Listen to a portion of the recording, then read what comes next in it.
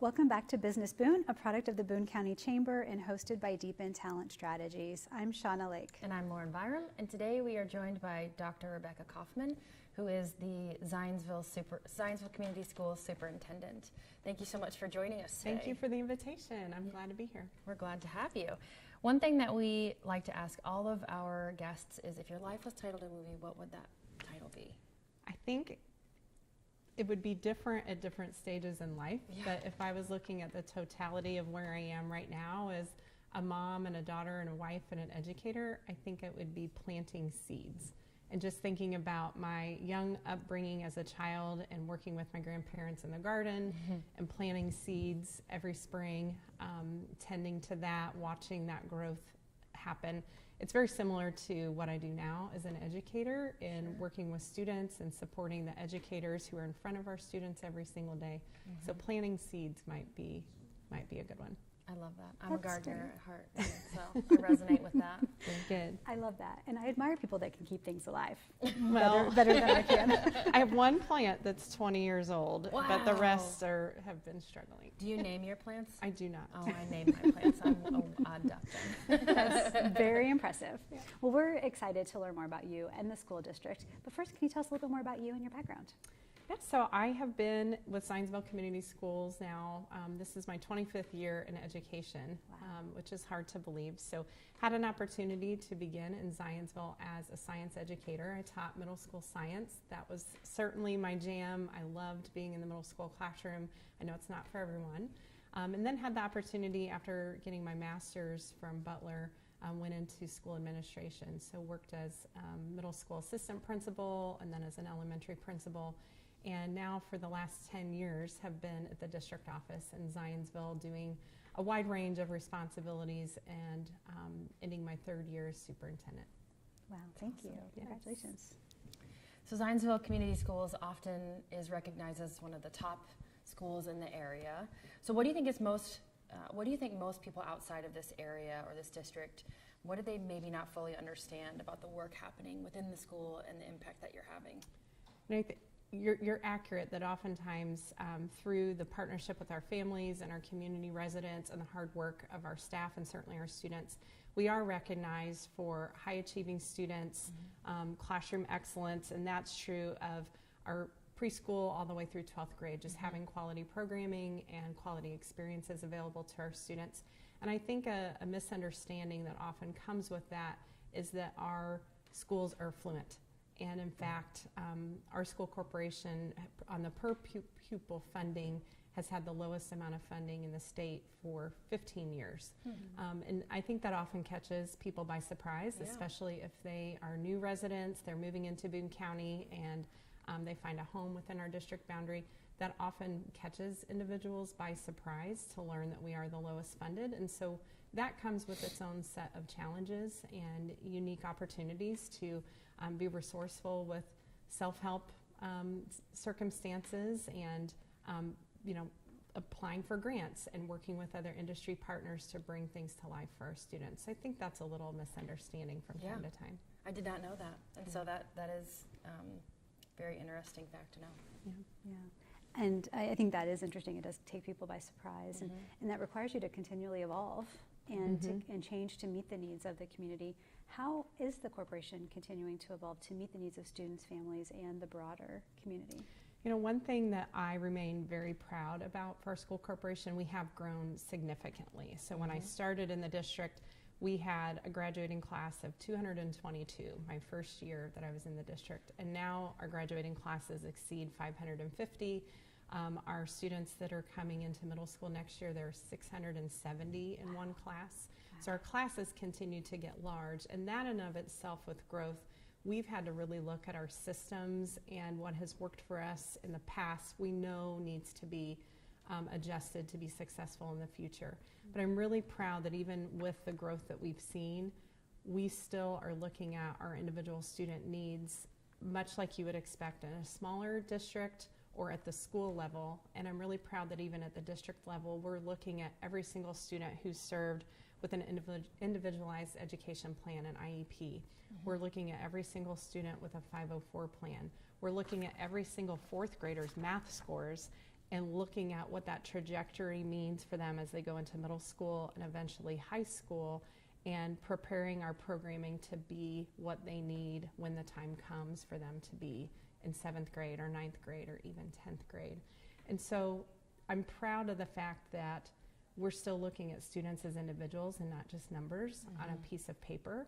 I don't know too many schools of our size. You know, we have nearly 2,400 students in our high school, and our counselors will still sit together in a room and look at every single junior right now and think about, are they implementing their plan towards graduation in a way that will find them success a year from now when we're looking at commencement for the class of 27. That's great. And so I'm really proud that we take the time to do that and examine our students and listen to our students on what their individual needs are. You talk about evolving. Our kids give us great ideas, and they tell us exactly what they need and what they're interested in, what they want to pursue if we take that opportunity to listen. So this year we started a new sports media course that has been wildly successful. That's awesome. And we're going to offer that again next year. We have about 3 times as many students next year that are interested in that course. And we also heard from our students that they were interested in other pursuits like jewelry making. And so we're offering 4 sections of jewelry making within our arts department, and that's a new course that really came about because of that feedback from students and what their interests are in pursuing passions that they have. I love that so much. That's amazing. There's a lot to be proud of. Yeah, there absolutely is. Thank you. So you spoke earlier a little bit about partnerships and building in that community. So talk to me a little bit further about what does partnerships with the local businesses in the community look like today, and where do you see opportunities for growth and to help deepen those connections, and then kind of talk about that in the light of what's going on with the graduation standards in Indiana and how that's kind of changed your view on things. Sure. So as we were getting started today, I was talking with students who are behind the scenes running this production and hearing a little bit about their internships and what they do outside of their traditional high school day, serving out within the community. For Zionsville community students, we have right now 66 partnerships with businesses and organizations who are hosting an internship, a job shadowing opportunity, or some other work-based learning that's built within the high school student's day. And so we'll find that release time for students to be able to go out, engage with a partner in an area of interest, and that is something that they're getting for credit on their high school transcript. So those are 66 formalized partnerships. We certainly have other partnerships and relationships with families who will support a student maybe on spring break or over February break. That's not a formalized thing set up through our high school, but they're allowing students to come in and shadow and get a sense of if this is something that they want to pursue upon graduating from high school. Yeah. So we are really excited. In fact, the 3 Boone County Public School Corporations, we're working really closely together with the Chamber as well as Boone EDC, because we know that is an additional stretch for business and industry to not just think about their own HR needs for their adult employees and all of those requirements they have as an employer, but if they're bringing on high school students for those experiences, how do we make sure it is relevant to the student, that it is an experience that's beneficial to the employer, and it's also safe and effective in meeting the needs for the student. With the new Indiana high school diploma requirements, there are a number of different ways that students can graduate. There's actually 7 different diploma types. And if students decide that work-based learning is part of their path in high school, we want to make sure that we have strong partnerships where we can connect them with someone out in the community that's able to help them accomplish their goals. Yeah. I didn't know there were 7, Yes. which is mind-blowing to me. But then I also think that getting kids into something early on and that they either find out if they like it or don't is huge for their success in life. So I think it's awesome that you're doing that. Yeah. So one of the things that we're doing is adjusting our high school schedule next year. It's not something that is uncommon in other communities, but we've had a modified block which has served us well for different needs. But next year we are transitioning to a new block schedule at our high school. It will accomplish a number of different things for us, but one of which will be finding some quality time in the schedule for students should they choose to go out into a work-based learning environment. Nice. Awesome. The 7 different degree programs are preparing Yes. students for many different things after graduation or after their high school careers. What are some of the skills that you and the district believe are going to be most critical for today's high school students beyond graduation? Yeah, that's a great question, and I think unlike for kids today, unlike their parents and grandparents and other relatives in their family, I think it's really important that students today view themselves as lifelong learners. So once they receive, maybe they finish a course or they receive a certificate demonstrating a specific skill or they obtain a specific degree, there's not a finish line there. And I think it's going to be important for students to continue to look at the world around them, look at things with multiple perspectives, and always be curious, because there's no shortage of problems in the world that are going to need creative solutions to solve. Mm-hmm. So as we think about skills that students need moving forward, I think number one is effective communication skills, both in the written language and being able to be persuasive and conveying an idea, but also in that communication just day to day and being able to bring an idea to life, to communicate, to push back on one another in a civil way and find ideal solutions for that problem. I think for students to build skills in creative thinking and problem solving, that is also something that takes a lot of practice, and it takes an opportunity to fail and struggle in a safe environment so that it builds that muscle memory of, okay, this didn't work out the way I intended, but how can I approach that from another angle? How can I collaborate with others in my group? We're more and more a team-oriented workforce in a global society, so how do we learn to work with other people who think very differently from us, who have different backgrounds, different experiences? How can we connect and collaborate together around a same common goal to move forward? I think also skills that students need are being civic leaders and also making ethical decisions. And I think in our communities, one of the best things we can do is give students models of that as they're preparing to go out into adulthood. Sooner than we realize sometimes. Yeah, it happens in the blink of an eye. It does. Those are fantastic skills that I couldn't agree more. Thank you.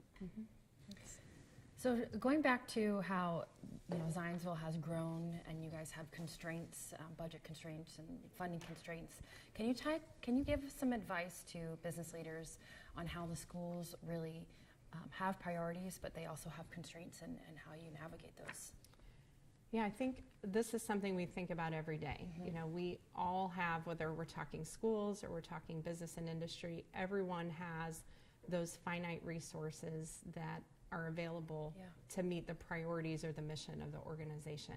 And so I'm sure this is not unlike a lot of our business partners. I don't know necessarily what advice I have, but one thing that has been really powerful is taking the opportunity to surround yourself with other individuals who maybe aren't in the same work line of thinking that you have every single day, because they will ask questions in a way that will lead you to new ideas. It'll lead you to reconsidering things that maybe you had not thought before. So surrounding yourself with, first of all, smart people, but being willing to sit in a room with people who don't come from the same area or same background, and allowing yourself the opportunity to answer and just have conversation about that issue. I think that can be incredibly important. It's going and visiting other industries. Yes, we go to other schools and we visit other schools and learn about things that are happening in other K-12 environments or in higher ed environments, but it's also powerful to go to Wright-Patterson Air Force Base or to something completely different and learn how they're operating, how they are taking inventory of their resources and maximizing what they have available. And there's other things that can be used, like following a consultancy protocol or some other structured conversation with other leaders, and that can often give you ideas that you hadn't considered previously. Fantastic advice. Thank you. I think it is too. You've shared some of the amazing things happening in the district and some of the challenges and things that people don't understand, like being one of the lowest funded or the lowest funded school district, public school district. What are some ways that our listeners can support the work that you and our other school leaders in the county are doing in the work of the public school districts now and in the years to come? Yeah, I think, I can only speak for myself, but I work very closely with Dr. Milliman in Lebanon and Mr. Ramey here in Western Boone. And, we firmly believe in public education for our students. Over 92% of the students in Indiana are in public school. And I think it's one of the best protectors of democracy that we have at our disposal. And our students are absolutely incredible. So for the listeners that are in the community, I would say to really engage with us and walk alongside us as we're here supporting our families, to provide students with opportunities to increase their sense of belonging in the world, and to help them realize how many doors are available and open to them, so that when they walk across that stage at commencement, they have multiple avenues they might wish to pursue, and they don't feel confined to just one or two choices. So I would say to our listeners, just engage with public schools. We have a lot of opportunity for volunteering. We have amazing concerts, athletic programming, robotics, theater productions. There's no shortage of entertainment that comes alongside some of our co-curricular experiences for students. But what we're really interested in is for people to walk alongside of us and help us get to yes for kids. Because of those constraints that we have financially, sometimes it does take a creative partner in an organization and a willingness to just sit and take the time to find a solution that might work for a group of students to try something new.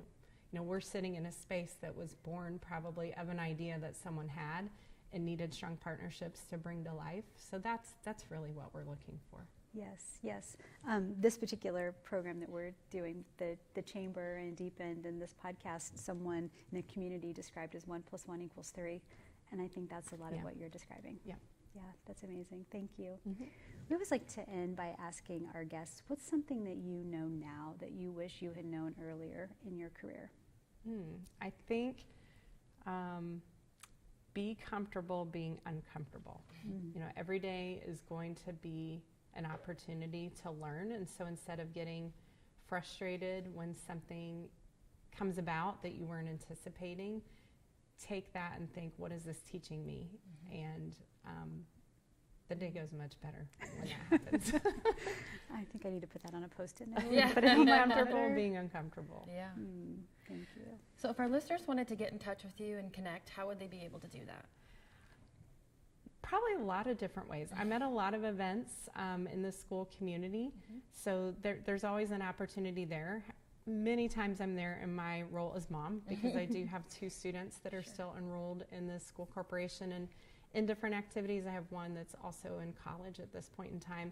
But if it is a way that someone's looking to connect with me to talk further, I would say call our district office, and Jane is my executive assistant. That might be the best way. Email can be a mix of vendors, and if I'm in a school building, I'm in 2 buildings this afternoon, so the day will go by and I won't be on email, and that's often a really challenging way, I think, for most school people to receive information. But getting a phone call into our district office is a great way to connect, and I'm happy to meet at anyone's convenient location, whether that's near their home or near their workplace or someplace in our school district. That works well for me. Terrific. Thank you, Dr. Kaufman. Thank you so Thank much you. for joining us. Absolutely. Thank you so much. Appreciate It's a your great time. conversation. Thank you. And we will be back with more insightful conversations. Until then, continue leading